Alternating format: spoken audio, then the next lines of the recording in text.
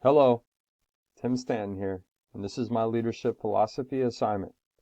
This week's topic is communication during a crisis. And the first item that I was asked to consider is whether leadership is positional, whether it's assigned. And I would argue with anybody that would try to tell me that leadership is in fact positional. All leaders are bosses, but not all bosses are leaders. Anybody that's put in charge of other people is a boss. But that doesn't mean that they are able to influence other individuals to work as a team. You may be able to get them to accomplish a specific goal that is defined in their terms of employment. But just because you are a boss does not mean that you are able to influence other people. And in fact, that's what leadership is defined as. Leadership is defined as the ability of an individual to influence other people. It is fully possible to be in charge of a group of people and demonstrate no leadership qualities whatsoever.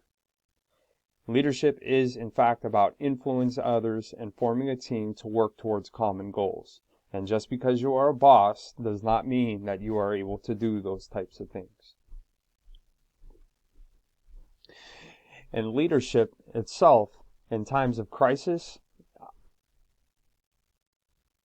I'm led to believe that my leadership style shouldn't be altered simply because a crisis is occurring.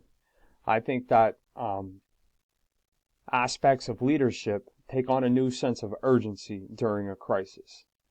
So, for instance, the ability to empathize, inform, motivate, and engage with others takes on a new sense of urgency during a crisis. And I also believe that as a leader, as an effective leader, timely communication is absolutely critical in a time of emergency, whenever there is a crisis. You want to communicate effectively with your staff as well as the public. And by communicating effectively with the public and trying to only relay factual information, you can try to stay ahead of the story in the age of digital communication. You can help to squash rumors and things that would be floating around in the age of social media. And for me personally, the school crisis, if you say, have you ever gone through a school crisis? What comes to mind to me is one day I was sitting at my desk and the students were at their seats doing work. And out of the corner of my eye, I saw a student. I work in a science classroom and they have lab stools with no backs on them.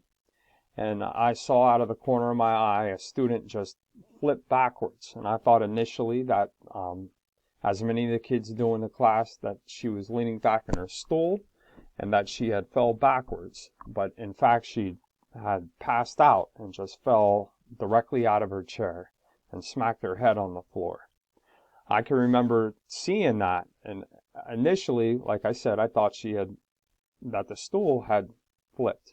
But when I saw her head hit the floor, I knew that that was not the case. And instantaneously, I had a physiological response to this situation. I remember my heartbeat like going through the roof. And it seemed like time slowed down.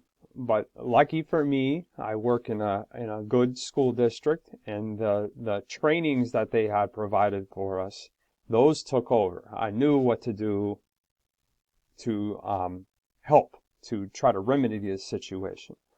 So I immediately went over, rolled the student onto her side, checked to make sure that she had a pulse, that her heart was still beating, and I called for the nurse over my walkie-talkie.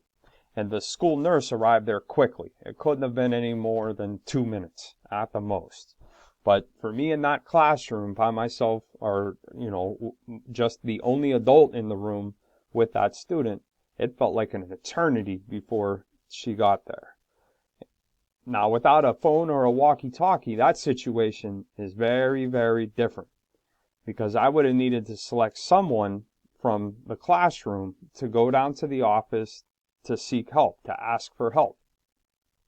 And in those types of situations, I think situational leaders would be benefited in the way that they go about organizing their employees, because situational leaders are cognizant of follower abilities and their willingness to cooperate. So the individual that I selected from the class to go down and to get help, I would have made sure that they were somebody who was could understand directions and follow directions, make sure that they were trustworthy and that they were dependable.